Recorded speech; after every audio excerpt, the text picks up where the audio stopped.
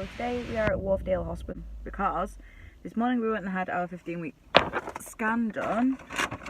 Well, it was meant to be our 12-week scan, but it got a bit messed up and we ended up only being able to have it done today. So, da da da da! Oh, I'm a baby! Doing baby stuff! Yeah, baby! So yeah, there's a little baby!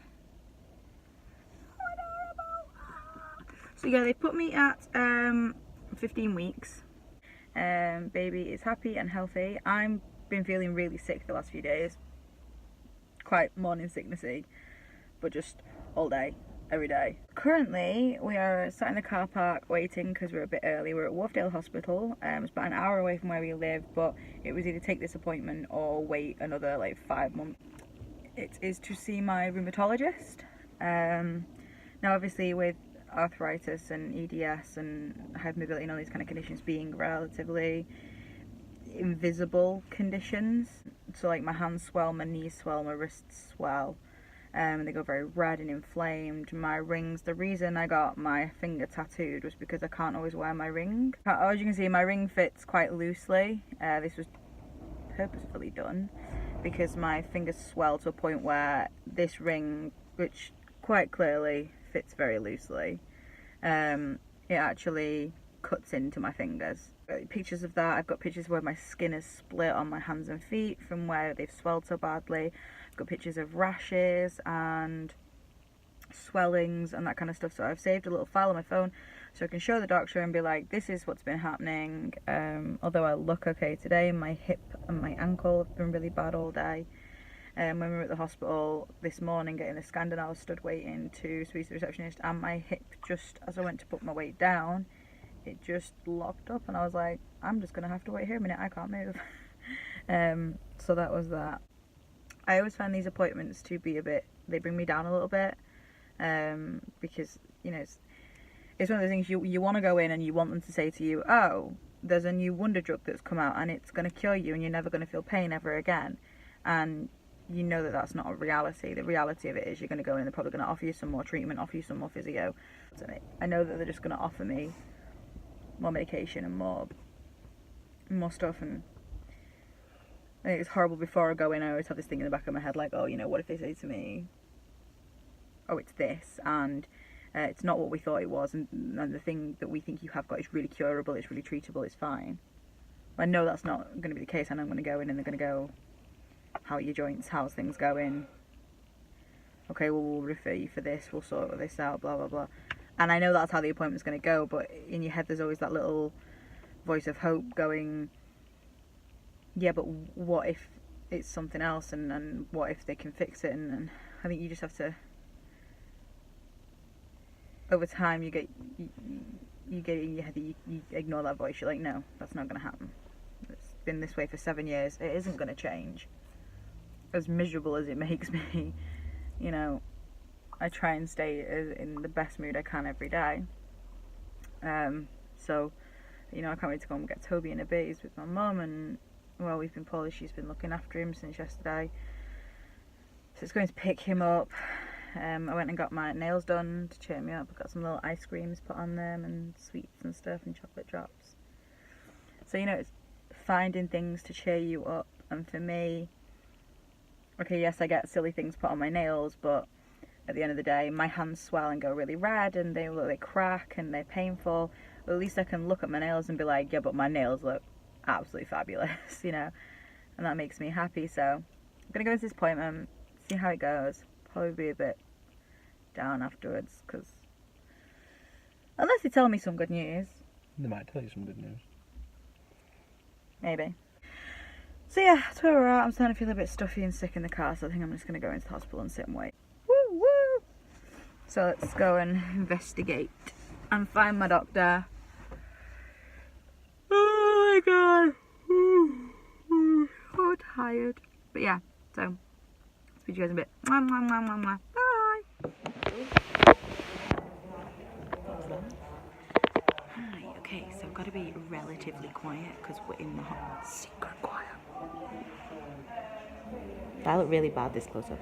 Yeah, because we're in the hospital. So anyway, situation being as it is, we've arrived at the hospital and apparently My appointment was at 9 o'clock this morning, which doesn't make any sense because I had my scan this morning. Yeah, originally we had a scan at 8:20. Midwife appointment, so I had to follow one on the back of. That was a good catch. I did not drop you. You just called me, didn't it? I just got in there. Anyway, yeah, so we're here now No waiting. motion sickness. So we're here now, we're waiting. The doctor has agreed to see me at the end of his clinic. So his last patient should be 11:45, but he's running a bit behind. It's 11:45 now, but he's running a bit behind. So we are going to wait for about half an hour-ish for the half an hour or so for the appointment. We're going to see. You're not funny. Tell him he's not funny. You're not funny. You're not funny. Funny looking. Yeah. But anyway, so we're gonna go and I'm just gonna ignore him. We're gonna go and wait to go and see the. You know what?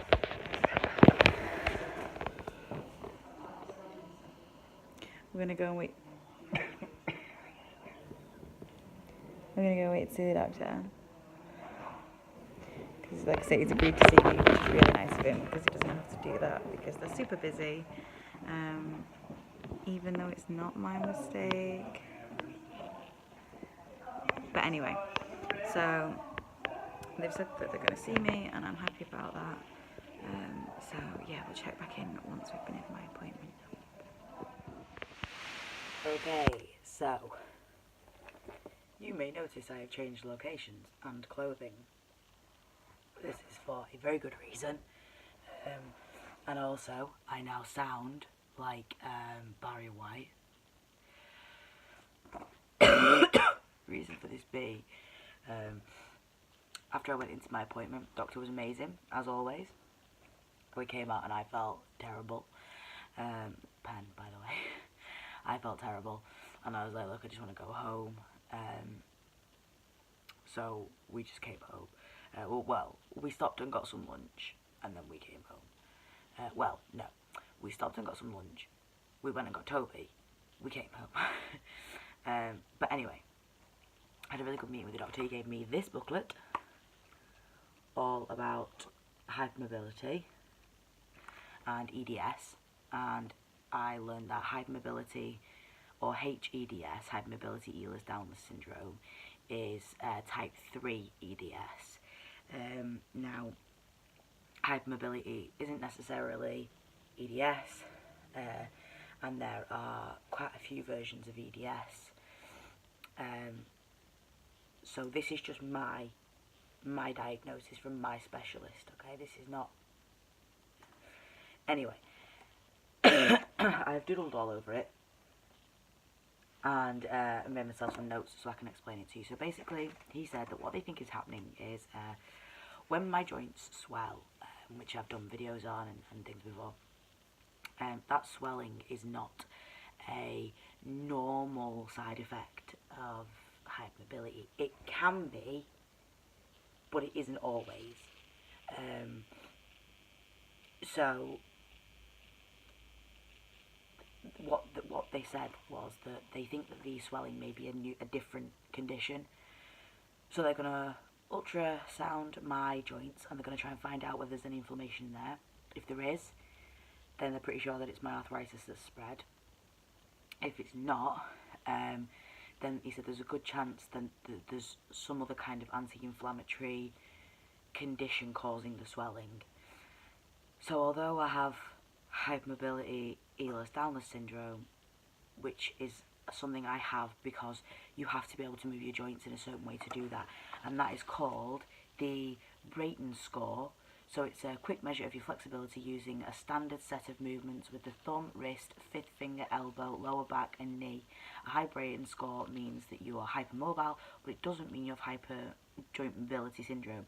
If you have problems with your joints other than those included in the Brayton score, then you should mention these to your doctor. Other joints which may be affected include the jaw, which I get temporal mandibular pain, shoulders, which I get, mild spine, which I get a lot of pain in my spine, hips and ankles.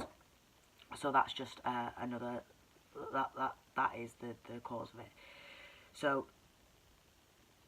the doctor would go through all of that, and that's how it's, that's it there. Brighton score, or Breton score, Breton? Beighton. Anyway, that's that. So it says here, joint hypermobility itself isn't something that can be cured or changed. It's just the way your body is built. However, where it causes symptoms, these can often be controlled by a combination of pacing your activity and physiotherapy. However, drug treatments are also available if you need them. So basically, just because you're hypermobile doesn't mean you have joint hypermobility syndrome. It just sucks for you if you do, and sucks for me because I do. So it can be controlled with physical therapy, like physio and drugs and stuff like that, or non-steroidal anti-inflammatory drugs. But anyway, he gave me this really useful booklet. Yeah, I'm pretty sure you can pick these up. I'm sure you could probably find it online if you looked. But basically, this is just giving advice on, you know, what it can cause, muscle strain, and how to protect your muscles, joint stiffness. Sometimes your joints may feel tense or stiff. This is caused by fluid collecting inside the joints, which is another strain off from arthritis. So like I've developed, such an old people thing, but I've developed a bunion. And honestly, Murray keeps calling me cheese and bunion, and I just can't cope. So, that's like an overgrowth of bone, which is associated with osteoarthritis, and hypermobility has been linked to osteoarthritis. So there's lots of things that can stem from hypermobility, cause other problems. But I had a really positive meeting with him. He was amazing as always. They're doing combined clinics with my obstetric doctor, and they really want to, like, you know, look after me and make sure I'm okay, and I feel really good about it. I feel really positive, and like I'm being really well looked after, and I love the NHS for that. Although I've got this terrible cold at the minute, which Murray lovingly gave me. Toby's full of it as well, bless him, but we're pretty happy with what the meeting we had yesterday, and we're in pretty high spirits. We've got a few blood tests to go for this week and bits and bobs, but fingers crossed everything should be okay. So I'll check in soon at some point with you guys, but I just wanted to let you know everything went really well, really positive, and had some really good talking with my doctor. So hopefully everything should be okay, but stay happy and as pain free as possible, and I'll see you soon. Bye.